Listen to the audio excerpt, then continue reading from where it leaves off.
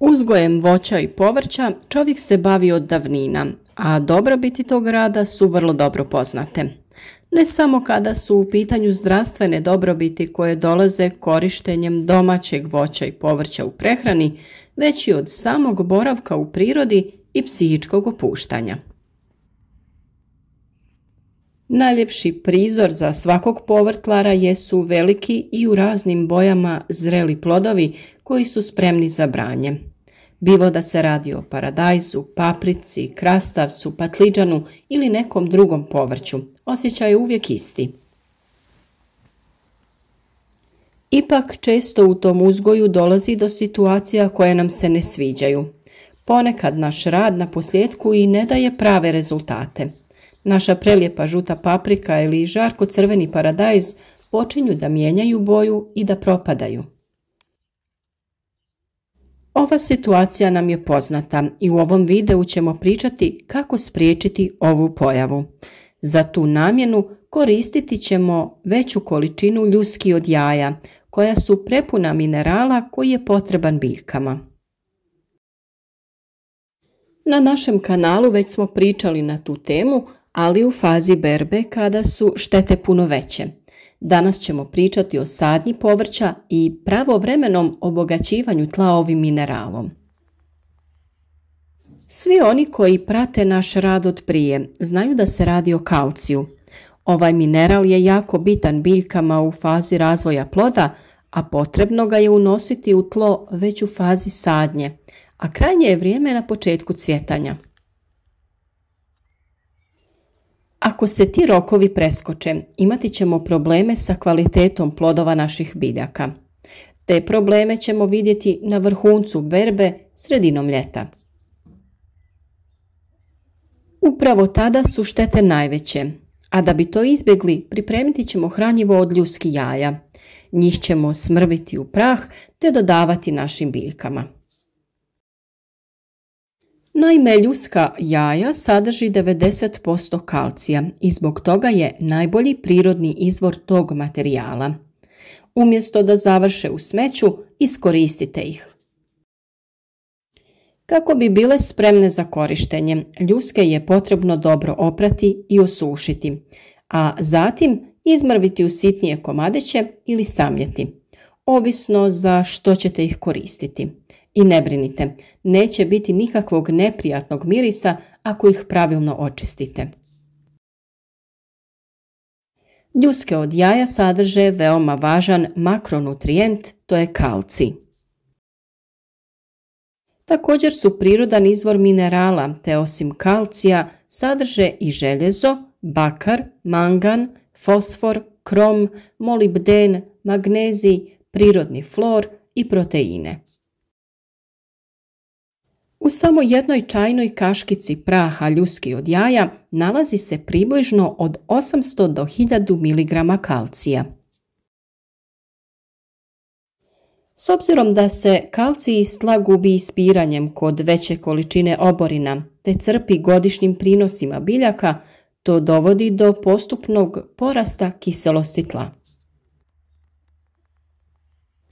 Postupnim dodavanjem kalcija u tlo smanjuje se njegova kiselost, te to tlo postaje rahlo. Kalcij također veže kiseline u tlu, učvršćuje njegovu strukturu, povećava otpornost na sušu, omogućava bolju apsorpciju mikroelemenata te povećava prinose posađene kulture.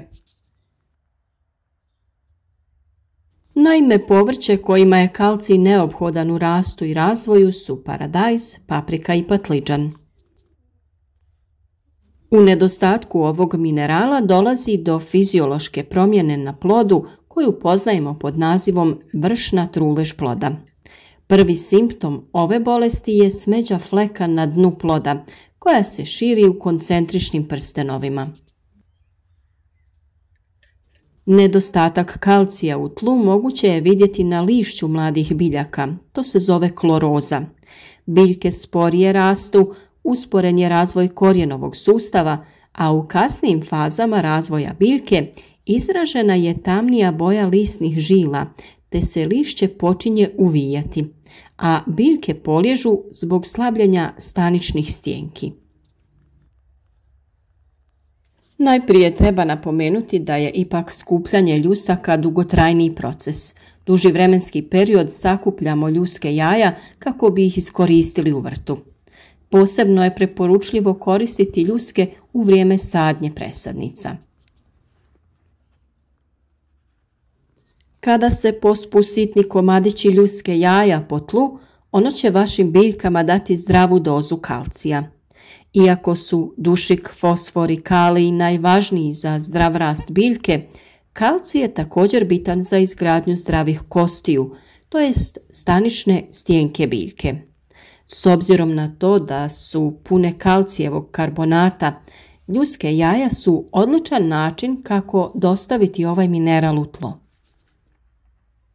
Budući da je potrebno duže vrijeme da korijen biljke apsorbira ljusku jajeta, preporučuje se posipanje u jesen. Tako će više ljuske dospjeti u tlo do proljeća. A kako biste u startu osigurali kalcij svom povrću, dodajte ljuske jaja prilikom sadnje. Prije toga ih smrvite ili sameljite u prah pomoću mužara ili električnog mlina. Ljuske jaja trebaju biti suhe kako bi se lakše smrvile. Prilikom sadnje u rupu dodajte manju količinu samljevenih ljuski, humusnu zemlju ili glistinac, te stajsko gnojivo. Kasnije ih možete prihraniti prahom kojega ćete staviti uz biljku i zaliti vodom. Ljuske jaja također možete miješati sa drugim organskim tvarima i možete ih stavljati na dno posuda kako bi tek zasađene biljke bolje napredovale. Za dobar reciklirani vrtni koktel pokušajte pomiješati ljuske jaja sa talogom kafe koja je bogata dušikom. Ljuska će smanjiti kiselost vašeg tla te mu pomoći da bude prozračno. Ljuske od jaja u kombinaciji sa talogom od kafe idealno su prirodno gnojivo za vaše sobne biljke. Naime, ljuske se stave u vodu i ostave preko noći. Ujutro se toj vodi doda talog od kafe u omjeru 1:4, te se time zalijevaju biljke. Preporučuje se izbjegavati ovaj postupak zimi jer voda može imati neugodan miris. Dodajte izmrvljene ljuske u kompost za vrt. Ljuske jaja se brzo razgrađuju, a kako su bogata kalcijem i mineralima, pomoći će mikroorganizmima da kompost bolje prerade i obogate ga kalcijem. Također mogu se koristiti kao malč za oko biljaka, ali u tom slučaju biste ih trebali imati zaista jako puno. S obzirom na to da su ljuske jaja biorazgradive, one čine odličnu bazu za sadnju sjemena. Kako biste to napravili, zadržite sve dublje polovice ljuske, nemojte ih razbiti na sitnije komadiće. Ako biste koristili ljusku svježih, neosušenih jaja, odrežite gornji dio i stresite sadržaj u neku posudu i sterilizirajte ljuske tako što ćete ih prokuhati ili staviti u pećnicu na 200 stepeni oko 30 minuta. Zatim napravite rupu na dnu ljuske za odvodnju vode. Dodajte malo zemlje i vaše sjeme. Kada se pojave klice, posadite jaja direktno u tlo. Kako će se s vremenom ljuska razgrađivati, tako će biljci davati potrebne hranjive tvari. Ljuske će poslužiti i kao gnojivo ukoliko ih sameljete i pomiješate s vodom, no trebat će im barem mjesec dana da se razgrade, ali će vam poslužiti tokom sezone za prihranu biljaka. Ako u ovu mješavinu dodate i talog kafe koji je bogat dušikom, dobiti ćete odličnu prihranu, pogotovo za vaše cvijeće. Ljuske od jaja koje sadrže kalcijev karbonat u reakciji sa kiselinom oslobađaju čisti kalcij, vodu i ugljikov dioksid. Kalcij možete osloboditi pomoću jabučnog octa.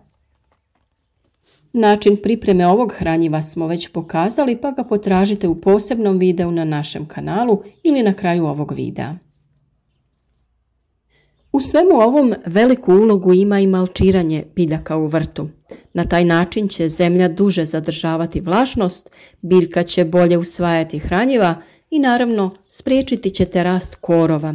O tome smo mnogo govorili, pa i video o malču ukoliko vas zanima potražite na našem kanalu. I za kraj jedna napomena. Ako skupljate ljuske, nakon što se razbije jaje, operite ljusku jer bi vam se nakon nekog vremena sakupljene ljuske mogle usmrditi. Temeljito ih operite, ali nemojte ukloniti onu tanku opnu iznutra. Stavite u neku prozračnu posudu, poput cjedila za tjesteninu, i potpuno osušite na nekom sunčanom mjestu. Na taj način će ljuske biti lakše zasamljeti i neće imati neugodan miris. Za još ovakvih video savjeta, svi koji već niste, zapratite naš kanal i uzgajamo biljke zajedno.